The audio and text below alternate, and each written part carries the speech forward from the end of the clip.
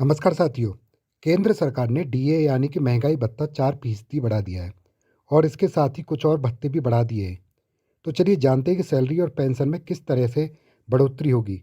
अब जबकि 50% डीए हो गया है, तो सैलरी और पेंशन कैसे बढ़ेगी।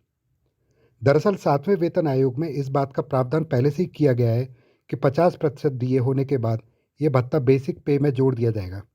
इसी के साथ कुछ और भत्ते भी बढ़ जाएंगे। आपको बता दें कि 7वें वेतन आयोग ने इस बात की पहले से ही सिफारिश कर दी थी। जैसे ही डीए 50% होगा, ये कर्मचारियों के मूल वेतन में मर्ज हो जाएगा। जब मूल वेतन बढ़ेगा तो उसमें भत्ते भी बढ़ जाएंगे, जैसे कि मकान का किराया भत्ता, बच्चों की शिक्षा का भत्ता और बच्चों के केयर के लिए स्पेशल अलाउंस बढ़ेगा। हॉस्टल में सब्सिडी का पैसा भी बढ़कर मिलेगा। ट्रांसफ़र की सूरत में डीए मिलेगी। ग्रेजुएटी सीलिंग की बात करें तो डीए के साथ ये भी बढ़ेगा। खुद के ट्रांसपोर्ट पर माइलेज अलाउंस मिलेगा, ड्रेस अलाउंस और डेली अलाउंस भी मिलेगा। एचआरए का अनुपात एक्स वाई और जेड सिटी के मुताबिक 24, 16 और 8% है। यह फैसला 1 जुलाई 2017 से लागू है। अब इसमें ऐसा है कि जैसे ही डीए 25% बढ़े पहुंचता है, तो एचआरए रिवाइज होकर 27, 18 और 9% हो जाता है।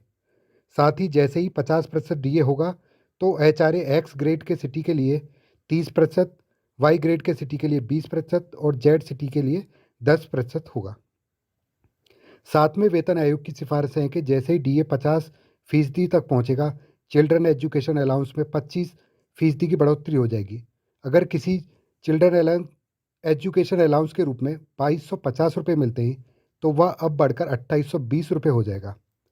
आपको बता दें कि डीए की 50% तक पहुंचने के साथ ही कुछ अन्य अलाउंस भी बढ़ जाएंगे, जैसे child care, gratuity ceiling, dress allowance और डेली अलाउंस। इन अलाउंस में भी 25% की बढ़ोतरी होगी। ऐसा इसलिए यह है कि यह अलाउंस भी डीए से ही जुड़े हैं। जैसे ही डीए का प्रतिशत बढ़ेगा, इन सब अलाउंस का प्रतिशत भी बढ़ जाएगा। अगर जानकारी अच्छी लगी हो तो लाइक और सब्सक्राइब करें।